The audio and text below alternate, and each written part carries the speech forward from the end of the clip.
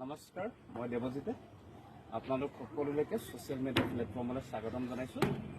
আজি মোৰ বেক চাইডে আপোনালোকে দেখিবলৈ পাইছে গোটেই ৰাউণ্ডটো আমি খোজকাঢ়ি আহিলোঁ। দেৰিকৈ আজি মৰ্ণিং ৱাকটো কৰিলোঁ। কালিৰ পৰা ৰেগুলাৰ আহিম বুলি ভাবিছোঁ। জেগাটো ইমান ধুনীয়া চাওক, আৰু কাৰ্বি আংলঙৰ এটা জেগা, এইটো কাৰ্বি আংলং ডিষ্ট্ৰিক্ট পৰে, আৰু ইয়াতে থকা মোৰ 4 মাহ হ'ল। আৰু মই ভবা নাছিলোঁ যে কাৰ্বি আংলঙতে ইমান ধুনীয়া আছে। কাৰ্বি আংলঙত এনেও প্ৰাকৃতিক সৌন্দৰ্যৰ ভৰপূৰ ঠাই আছে, বিভিন্ন জেগা আছে, আৰু গতিকে ভ্ৰমণ কৰিব লগা বিভিন্ন পৰ্যটকৰ আকৰ্ষক ঠাই আছে। আকৰ্ষণৰ মেইন জেগা হৈছে এই কাৰ্বি আংলঙত। আমাৰ অসমৰ কাৰ্বি আংলং ডিষ্ট্ৰিক্টত প্ৰাকৃতিক সৌন্দৰ্যৰে ভৰপূৰ বহুত বনভোজস্থলীৰ পৰা ধৰি বিভিন্ন জলপ্ৰপাত আছে। যেনেদৰে আমাৰ আকাশী গংগা জলপ্ৰপাতৰ নাম শুনিছে আপোনাৰ। কাৰ্বি আংলঙত বিভিন্ন ধৰণৰ আছে জলপ্ৰপাত। তাত বিভিন্ন লোকে আমাৰ অসমৰ পৰা বিভিন্ন ঠাইৰ পৰা আহে ভ্ৰমণ কৰিবলৈ। গৰম দিনতো তেনেদৰে আহে অকণমান টাইম কটাবৰ কাৰণে প্ৰকৃতিৰ মাজত। গতিকে এইবিলাক সঁচাকৈ কাৰ্বি আংলং প্ৰাকৃতিক সম্পদত চহকী এখন ঠাই। গতিকে কাৰ্বি আংলং ডিষ্ট্ৰিক্ট আগতে কাৰ্বি আংলং ডিষ্ট্ৰিক্ট এটাই ডিষ্ট্ৰিক্ট আছিলে, এতিয়া প্ৰায় ছেপাৰেট হ'লগৈ। কাৰ্বি আংলং ৱেষ্ট কাৰ্বি আংলং বুলি ছেপাৰেট হ'লগৈ, আৰু কাৰ্বি আংলং ডিষ্ট্ৰিক্ট আৰু ৱেষ্ট কাৰ্বি আংলং বুলি দুটা জেগা হ'ল। আৰু ৱেষ্ট কাৰ্বি আংলঙৰ মেইন সদৰ ঠাই হৈছে আমৰেম। আমৰেম শুনিছে আপোনালোকে, আমৰেম। গতিকে কাৰ্বি আংলং ডিষ্ট্ৰিক্টখন আটাইতকৈ অসমৰ ডাঙৰ জিলা আছিলে। অসমৰ ভিতৰত আটাইতকৈ ডাঙৰ জিলাখন হৈছে কাৰ্বি আংলং ডিষ্ট্ৰিক্ট আছিলে মাটিকালি দিশৰ পৰা। এতিয়া কাৰ্বি আংলং দুখন ডিষ্ট্ৰিক্টত ছেপাৰেট হ'ল, কাৰ্বি আংলং ডিষ্ট্ৰিক্ট আৰু কাৰ্বি আংলং ৱেষ্ট, পশ্চিম কাৰ্বি আংলং বুলি কয়। গতিকে কাৰ্বি আংলং ডিষ্ট্ৰিক্টৰ কাৰ্বি আংলং ডিষ্ট্ৰিক্টৰ মূল সদৰ হৈছে কাৰ্বি আংলং ডিফু চহৰতে গোটেইখিনি অফিচ কাছাৰী, DC অফিচৰ পৰা ধৰি SP অফিচৰ পৰা ধৰি যিমানখিনি অফিচ কাছাৰী আছে ইয়াতে অৱস্থিত। আৰু লগতে এখন জিলা কাৰ্বি আংলং ডিষ্ট্ৰিক্টৰ এখন ষ্টেডিয়াম আছে, ডাঙৰ ডিষ্ট্ৰিক্ট ষ্টেডিয়াম। গতিকে মই এখনো আপোনালোকক দেখাব পাৰিম। এইটো নুখুলে মৰ্ণিং টাইমত, অলপ দেৰিকৈ খুলিব চাগে, 7-8টা বজাত খুলিব। গতিকে তাতো মই দেখাব চেষ্টা কৰিম।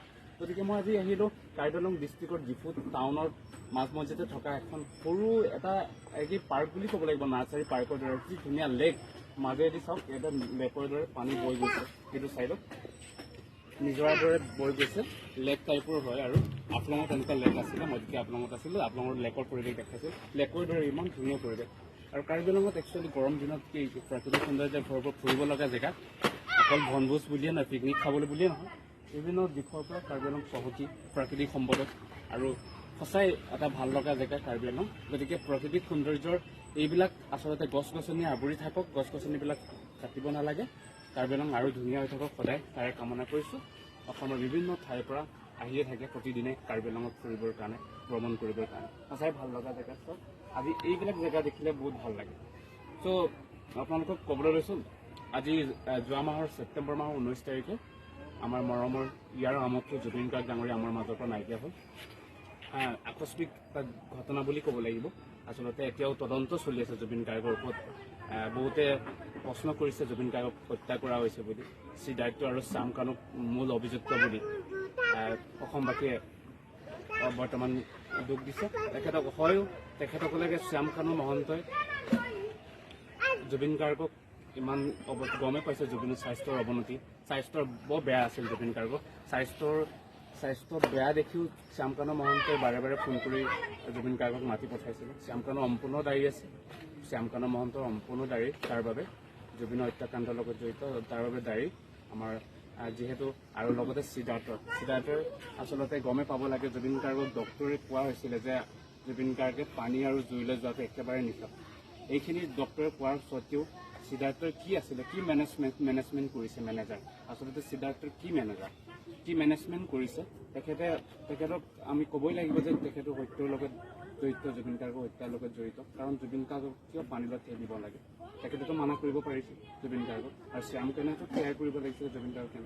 যি কি নহওক, এদিন এই ন্যায় পাবই লাগিব। আমি এইটোৱে আশাবাদী, গোটেই অসমবাসীয়ে বাট চাই আছে জুবিন গাৰ্গে ন্যায় পোৱাটো। গতিকে জুবিন দাৰ এটা গীতেৰে মই আজিৰ অনুষ্ঠানটো সামৰণি মাৰিম, মৰ্ণিঙৰ মোৰ ব্লগটো। জুবিন দাক স্মৰণ কৰি মই নথকাৰ এই গীতটো মোৰ দাদা এজনে লিখিছে, আৰে প্ৰকাশ বুলি। গতিকে এই গীতটো অকণমান গুণগুণাই আজি মোৰ মৰ্ণিং যিটো ৱাক ব্লগ এইটো মই সামৰণি মাৰিম মই নথকা অনুভৱ যিদিনা হ'ব তোমাৰ সিদিনা অশ্ৰু নিগৰিবনে কোৱা মই নথকা অনুভৱ যিদিনা হ'ব তোমাৰ সিদিনা অশ্ৰু নিগৰিবনে কোৱা থেংক ইউ শেষত সকলোকে কৈছোঁ জুবিন দাৰ ন্যায় পাব লাগে থেংক ইউ ছ' মাছ আজিলৈ ভিডিঅ'টো ইমান এটা মাত্ৰ কৰিছোঁ ধন্যবাদ